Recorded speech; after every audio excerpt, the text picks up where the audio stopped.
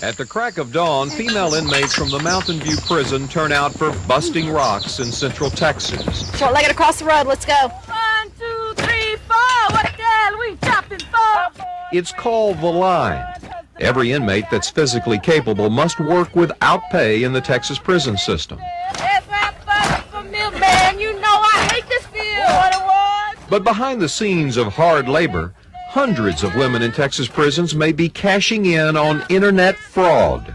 I'm probably one of the few that doesn't lie, doesn't commit fraud, doesn't try to run any scams, doesn't ask for money, doesn't solicit. MARDIE SWARTZ is serving 90 years for a murder committed when she was 16 and escaping from prison. On the internet, 26-year-old SWARTZ sounds like the girl next door. There's no mention of her crime. SWARTZ is among hundreds of women in Texas prisons who post personal ads on a half-dozen websites. Inmates can't connect to the internet, but they can sign up for personal ads on forums widely passed around inside prisons. Hustler magazine enrolls inmates on a site called jailbabes.com. It charges $7 to get the address to write a female inmate. Prison warden Nancy Botkin says inmates use the internet for an old, lonely hearts con game. We have a lot of elderly men that send nearly their entire income to support these females. We have family members, they call and beg us to make them stop writing them. MARDIE SWARTZ says she has received 30 marriage proposals and letters from more than 200 men, including one in England. He's a doctor. He's a heart cardiovascular surgeon, 35, never been married. He's a very nice guy. How do you know he's telling you the truth? How does he know I'm telling him the truth? Tony Howard says some female inmates are pros at luring men into their webs. Howard investigates crime behind the bars of the Texas prison system. Living the life on the streets or a hustle, they are some of the best psychologists and psychiatrists in the world in terms of profiling other people and knowing what their weak spots are. Howard says the Lonely Heart scam targets Caucasian men 45 to 65, usually widowers. Inmates call their victims sugar daddies or tricks. It's against the prison system rules for an inmate to solicit money, but many of these inmates know how to write a letter that shrewdly does not directly ask for money. Yen Nguyen of Houston says older inmates coached her on how to appeal to Lonely Hearts. They give me introduction letters. They said, look, write it like this, you'll get an answer. Nguyen says the first letter tells the Lonely Heart that they're looking for someone special like him. The second letter says, after sweating and working in the fields all day, I'm lying here thinking of you. The third letter, which would be, we call the hook, which would be consisting of, I stayed up all night long and washed out somebody else's socks or undergarments or something like this in order to get a stamp to mail it to you. 40, 150. The Lonely Hearts money starts flowing into the inmate's prison trust fund account. They use it to buy snack foods and supplies at the prison commissary. Some inmates have collected thousands of dollars. They lead the Lonely Heart to believe the relationship can't go on unless they pay restitution or fines.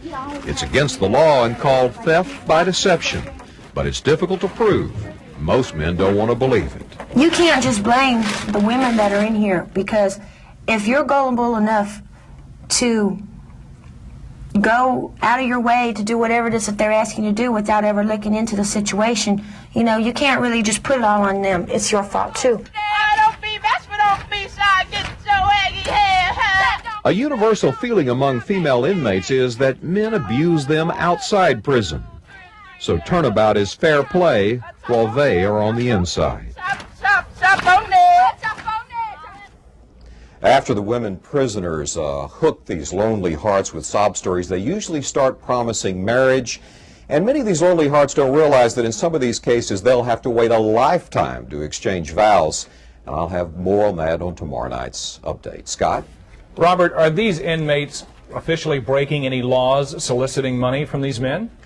Well, if they're deceiving these men, if they're using the wrong pictures, or if they're saying that they need money for parole fees or restitution, which they don't, if they're lying about certain things about themselves, about their sentences, their description, yes, they are. It's called theft by deception. But these cases are very difficult to prove, and it's also difficult to catch. They try to read the mail that comes in and goes out of the prison system, but the sheer volume of it, the wardens tell me it's very difficult to thoroughly check all these letters for the signs of this going on.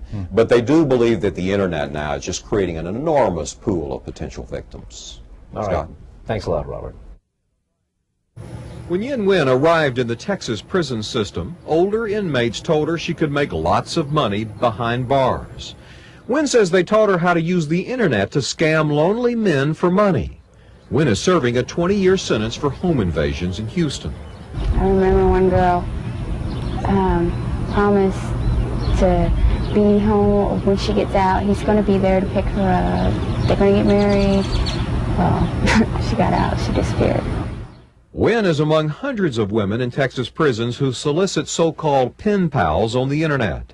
The Texas inmates can't connect to the internet, but forms are widely passed around behind bars to sign up for pages on a half-dozen websites.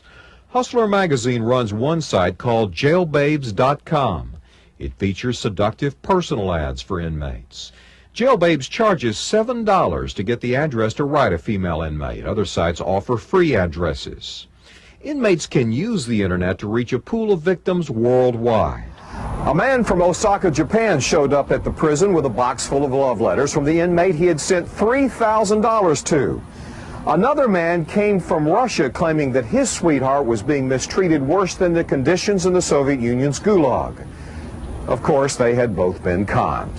$15,000 came from the Bank of England coming to Gatesville to an inmate. And this gentleman just wouldn't believe anything we had to tell him because he was in love, he was hooked. I'm not in need, so I don't write my pen pal for money. Tamra Ellis is a former topless dancer from Tarrant County. Ellis is serving a 10-year sentence for attempted murder.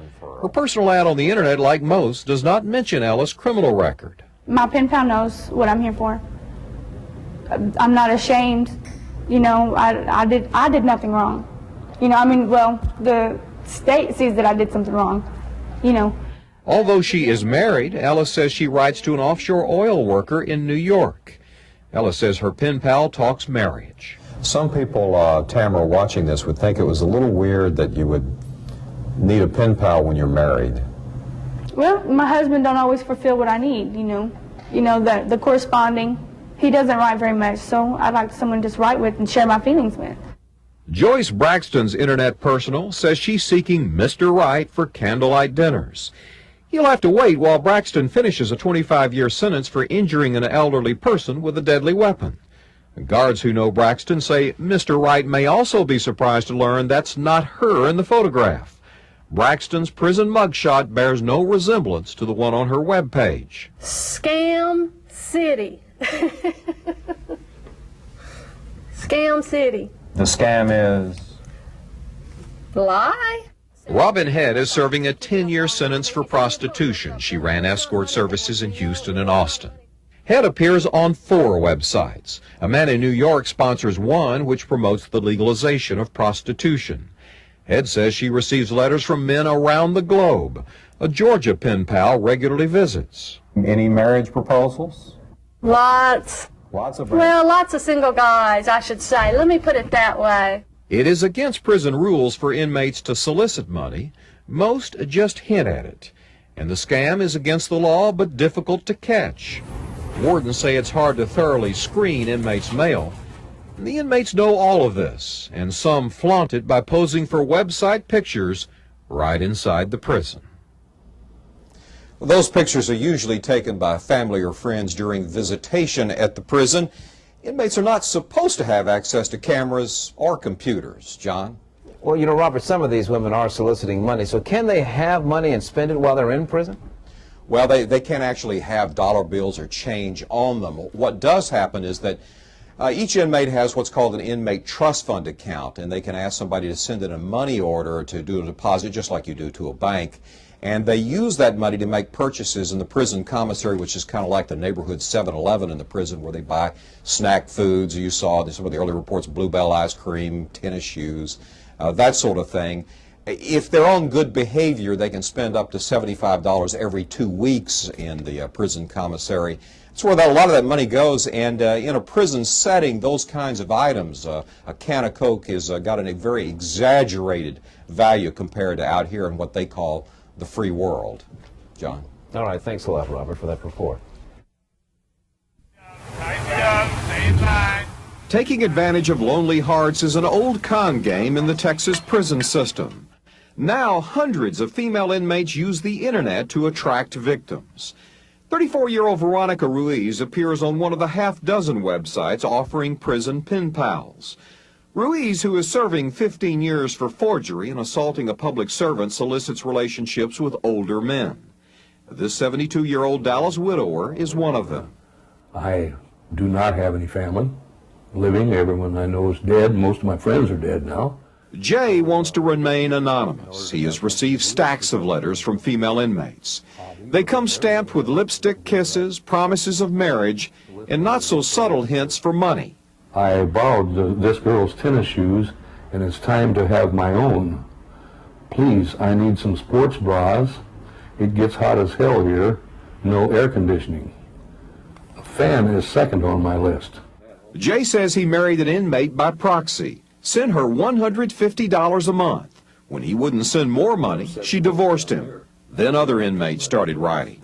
Why would you look for companionship and friendship in a prison of all places? I have asked myself that, but it is, at 72, how many people are interested in you?